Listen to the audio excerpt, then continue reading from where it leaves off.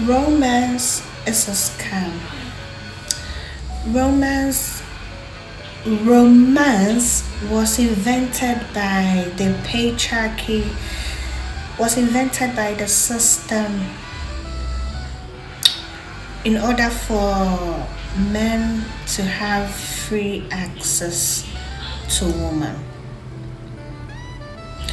All these fairy tales, all these movies, all these programs about true love, about unconditional love and real love, they cater to women. Growing up, I loved watching Cinderella. Oh my god. Anytime Cinderella was on TV, even up to now, I still do watch modern day Cinderella movies for the romance sake. So these things have been ingrained, have been programmed into us. We women, we are programmed to, seek for love outside of ourselves, seek for some prince charming, meet the love of our life, get married, live happily ever after. All these things are scam. Romance is a scam. They sell you women romance so that you don't expect too much from a man. For a man to have access to your body, there has to be some form of romance there. There has to be some form of romance, some form of, in order for a woman to give herself freely to a man without even expecting anything in return. So, romance are catered to women, are sold to women to believe some fantasy, some fairy tale that a man, a prince charming, is going to come into your life from nowhere and sweep you off your feet and make you fall in love and live happily ever after, like life is a planned curriculum. No. Women have to love money. If you are a woman, you should love money more than romance. If you are a woman, you must love money more than romance.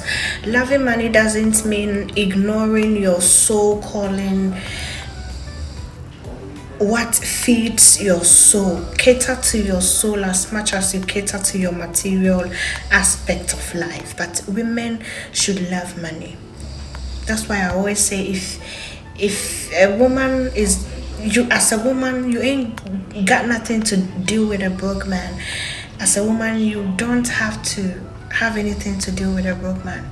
That's why they sell us romance, so that you deal with them, so that weak men, incapable men, broke men, men with no ambition, can still have access to women. So, and these are the reasons why women love themselves less and seek love outside of themselves, because we've been programmed that someone is going to come into your life at some point and sweep you off your feet and show you some love that you've miraculously haven't ever experienced in your life before and live happily ever after. But in real life, shit don't work like that. We all know that it doesn't work like that.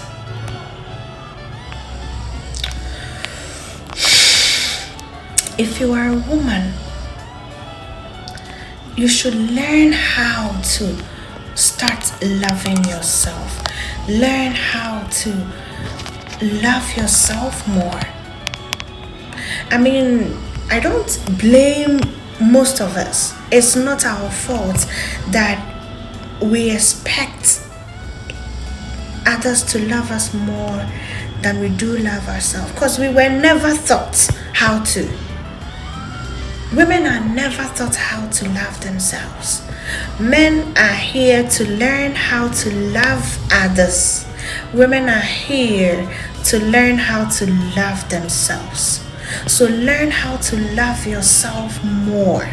Learn how to love yourself better. We seek for love and validation and acceptance from others outside of ourselves, from men outside of ourselves. We expect men to cater to our needs, to cater to our wants. We expect people to do more for us than we can do for ourselves. This is all due to the programming that we have received as women. So now it's time to start loving yourself more. And I mean, how can you do something you've never ever done in your life? If you were never taught how to love yourself more, how can you do it and do it best? You have to start learning, start from somewhere. Because it was after I started my spiritual awakening journey, it was after I started working on myself, doing the shadow work, the energy work.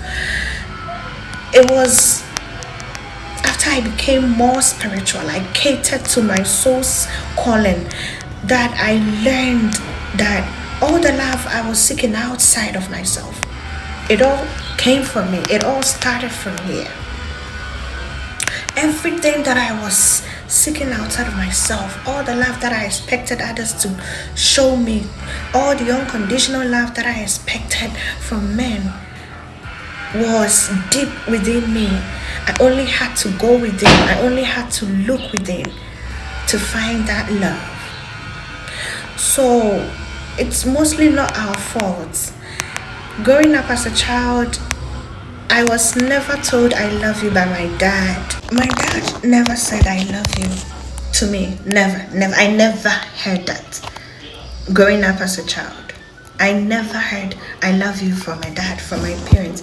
I mean, my mom, sometimes she had her own way, rest her soul. She had her own way, her own special way of showing love. Sometimes she'll be very touchy. She will wrap me around her arms and I'll be like, oh mom, stop that. Moms always had their own special way of showing love, but dads, I never heard I love you from my dad, ever. Even though he did everything that was expected of him as a man, his responsibilities, he was a provider and all that, but never verbally said I love you to any of his children.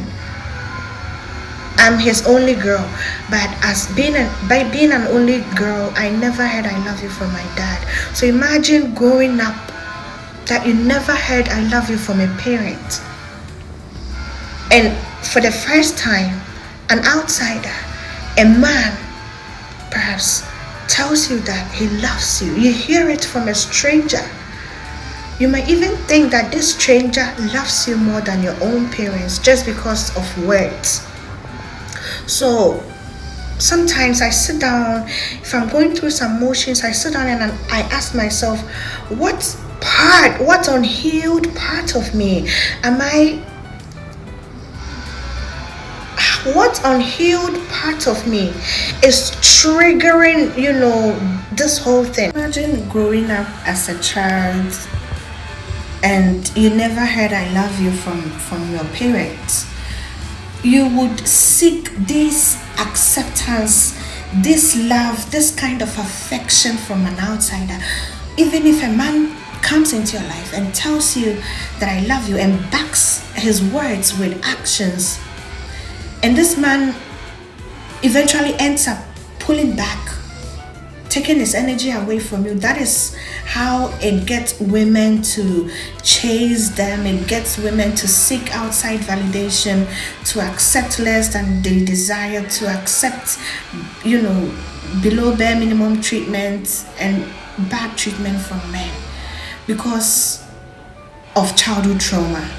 So sometimes if you find yourself craving for a man's energy, if you find yourself putting yourself down just to make a man feel special, if you find yourself ignoring your own feelings just to accommodate the feelings of a man, that of a man, just to have a man in your life, go within you and ask yourself, which part of me, which unhealed part of me is. Sometimes you go through these emotions in order to be reminded of the work, the shadow work, the inner work that you have to do.